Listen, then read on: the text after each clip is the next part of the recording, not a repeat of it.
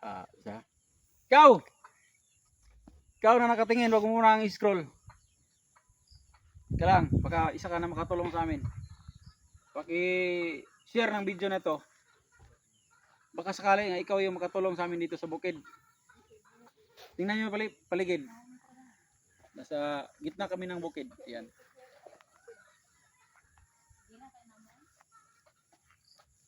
Ayan. Huwag mo nang scroll, tingnan mo muna. Tatapusin mo tong video na to para malaman mo kung anong problema namin. Pero sa hindi pa, patch up muna tayo mga lods. Ayan. Ito yung problema namin. Baka makatulong ka mga lods. Kita nyo yan? Kita nyo? Ito po ay ano, bunga ng niyog, di ba? Oh. Kung alam niyo ba kung ano problema nito?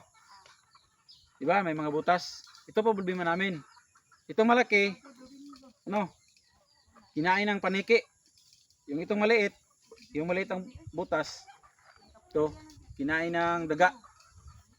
Ito, unahin natin itong sa paniki.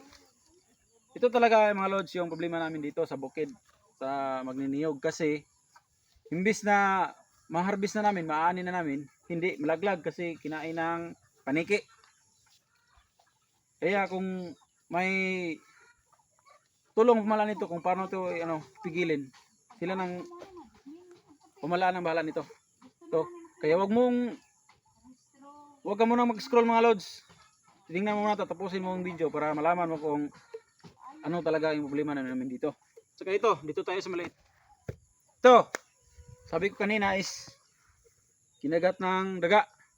Mas mabuti ito kaysa doon sa malaki kasi paniki. Wala tayong pangdepensa doon. Ito, sa daga.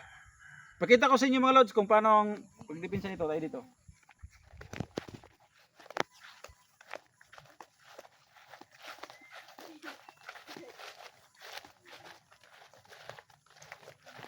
Yan mga lods. Kita mo yung puno ng niyog na yan. Yan. Ayan, may linshit na nilagay. Yan o, idipinsa ng daga. Pag umakyat, pagdating dyan, malalaglag siya. Kaya, ito yung problema namin mga lods. Kaya sana naman, ikaw na nakatingin, paki-share na lang sa video na to kasi baka makatulong ka. Malaman ng pamalaan na kung saka katulad nung nakaraang mga buwan, dinaanan ng matinding anong pangalan nun? Kurisma. Kurisma daw. Yung tinatawag na kurisma. Yung masyadong mainit ang panahon. Yung mga niyog nila, yung nakaraang mga buwan is ito ay may mga bunga na. Kaya lang pagdaan ng matinding init, nasilaglagan yung mga puno, ang mga bunga, namamatay lahat. Kaya dito ngayon sila, yan katulad niyan. Tingnan niyo mga lods, yan katulad niyan.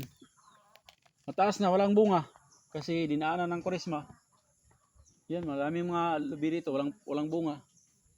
Kaya pag malaman ng pamalaan nito, baka may itutulong sila. Kasi dito mahirap. Walang ibang pagkunan ng pagkain. Lubi lang talaga, lubi at saka yung ibang mga trabaho. Pero number 1 talaga ito is niyog. Sila na.